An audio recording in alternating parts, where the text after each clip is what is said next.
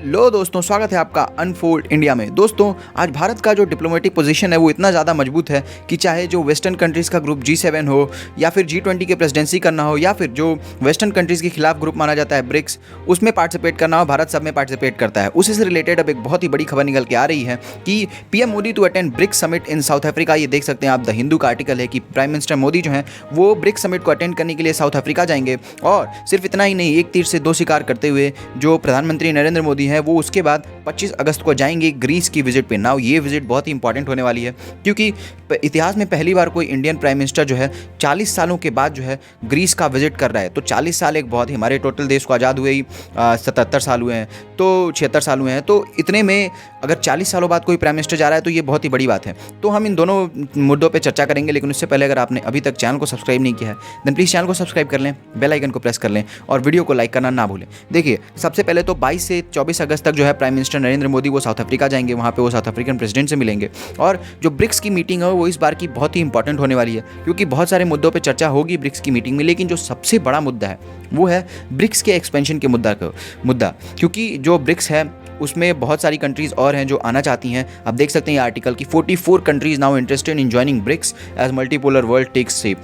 तो जो BRICS group है इसमें और 44 कंट्री ऐसी हैं जिन्होंने इंटरेस्ट जाहिर किया है कि हम भी इसमें पार्टिसिपेट करना चाहते हैं। उसमें बहुत सारी इंपॉर्टेंट कंट्रीज़ भी हैं जैसे कि सऊदी अरेबिया हो गया, अर्जेंटीना, UAE, इन सब जैसी कंट्रीज़ हैं। वहीं जो चाइनीज़ प्रेसिडेंट हैं उन्होंने भी कंफर्म कर दिया है कि जो ब्रिक्स समिट होने वाली है उसको चाइना के प्रेसिडेंट भी अटेंड करने वाले हैं। तो अब चाइनीज़ प्रेसिडेंट भी अटेंड कर रहे हैं, इंडियन प्राइम मिनिस्टर भी अटेंड कर रहे हैं, तो ये जो ब्रिक्स समिट है इसकी रेलेवेंस वैसे ही बढ़ जाती है क्योंकि कुछ दिनों पहले ये सेटबैक सुनने को मिला था कि जो रशियन प्रेसिडेंट है व्लादिमीर पुतिन वो इस समिट को अटेंड नहीं करने वाले हैं क्योंकि आपको पता ही होगा कि जो इंटरनेशनल क्रिमिनल कोर्ट है उसका अरेस्ट वारंट है व्लादिमीर पुतिन के खिलाफ और जो साउथ अफ्रीका है वो इंटरनेशनल क्रिमिनल कोर्ट का सिग्नेटरी है। तो अगर व्लादिमीर पुतिन वहाँ जाते तो साउथ अफ्रीका को मजबूरी में उनको अरेस्ट करना पड़ता और साउथ अफ्रीका की इतनी हिम्मत तो है नहीं कि वो रशियन प्रेसिडेंट को अरेस्ट कर सके। तो साउथ अफ्रीका दुविधा में था, लेकिन प्रेसिडेंट पुतिन ने खुद ही क्लियर कर दिया। बहरहाल दूसरी खबर की ओर बढ़ते हैं कि जो प्राइम मिनिस्टर नरेंद्र मोदी हैं वो ग्रीस जाएंगे और मैंने आपको पहले ही बताया कि ये जो है किसी भी इंडियन PM का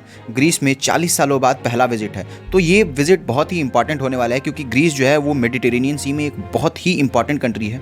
और आपको बता दूं कि जो ग्रीस है उसका झगड़ा चलता रहता है टर्की के साथ और आपको पता ही होगा कि जो टर्की है वो पाकिस्तान का सपोर्ट करता रहता है। तो जो ग्रीस है वो टर्की को एक तरीके से बैलेंस करने के काम भी आ सकता है और ये बताने के काम में आ सकता है कि अगर आप पाकिस्तान को सपोर्ट करेंगे तो हम जो है ग्रीस को सपोर्ट करेंगे। जो दोस्तों जो ग्रीस है ना वो एक साइप्रस नाम की कंट्री है जो उसका सपोर्ट करता है और टर्की जो है वो साइप्रस के 2 हिस्सों का सपोर्ट करता है। मतलब कि एक पार्ट जो है वो प्रो टर्की है उसका सपोर्ट करता है। तो टर्की चाहता है कि ग्रीस जो साइप्रस है उसके 2 टुकड़े हो जाएं, लेकिन जो ग्रीस है वो चाहता है कि 2 टुकड़े ना हो, साइप्रस एक ही हो।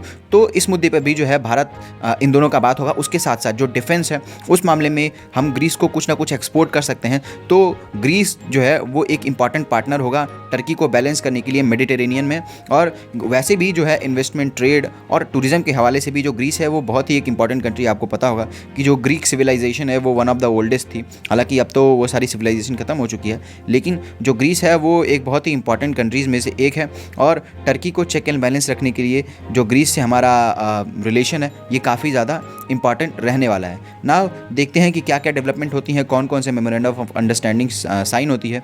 नाउ आपका क्या कहना है इस बारे में कमेंट करके बताइएगा। हमारे चैनल को सब्सक्राइब करना मत भूलिएगा। मिलते हैं हम आपसे अगली वीडियो में, तब तक के लिए जय हिंद, जय भारत।